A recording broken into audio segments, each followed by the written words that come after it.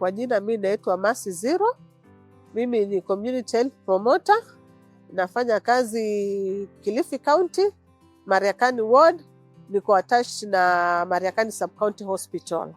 Niko kijiji cha Majengo. Nimefanya hii kazi kwa miaka 11 sasa, na chenye kinanifanya mimi niendelee kufanya hii kazi ni kwamba kila ninapoenda nyanjani na kuona afya ya community yangu inaimarika, basi huwa inanipa nguvu sana kuendelea kufanya hii kazi, kwa sababu inaona inawasaidia sana watu wangu kwa community, kwa sababu magonjwa yanapungua, na pia afya za watoto zinaimarika, na pia vifo vya watoto wadogo sasa hivi vimepungua sana.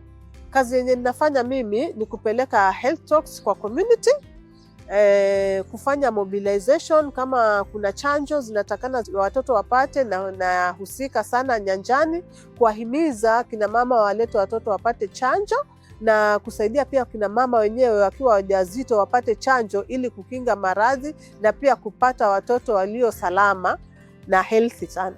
Mimi kulingana na chanjo za watoto huwa naeleza kina mama na wapatia health talks ili wajue umuhimu wa chanjo, na kama mtoto hakupata chanjo madhara ya chanjo ni gani. So nikiwaeleza hivyo ndo wanapata morali ya kuja kupata hizo chanjo zote. Na pia mimi huwa nawapitia wamama wangu wote.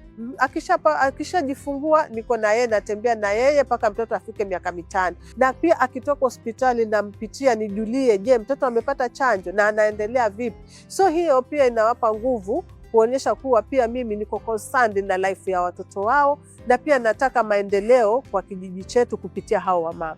Mimi mwanzo ni mzazi wa watoto wawili. Naweza washauri wazazi wenzangu, kwa sababu chanjo inasaidia kukinga magonjwa mengi sana. Sana sana polio. Polio inaua. Kuna hii malaria. Malaria imeleta shida sana. Mtoto akishikwa na malaria, hata mtu mkubwa kama hajapata chanjo, mtoto anaweza poteza hata maisha. So mimi wanawahimiza na nawaelimisha wazazi wenzangu, chanjo ni muhimu sana, inasaidia. Kwa community chanjo ya HPV kidogo kuna challenge, lakini mimi kama community health promoter nawahimiza, kwa sababu mtoto akipata hiyo chanjo, ile wasiwasi ya kuwa mtoto anaweza pata kansa, naweza waambia kuwa hii chanjo si ya kupanga uzazi. Hii chanjo ni ya kuzuia mtoto kupata kansa ya kizazi.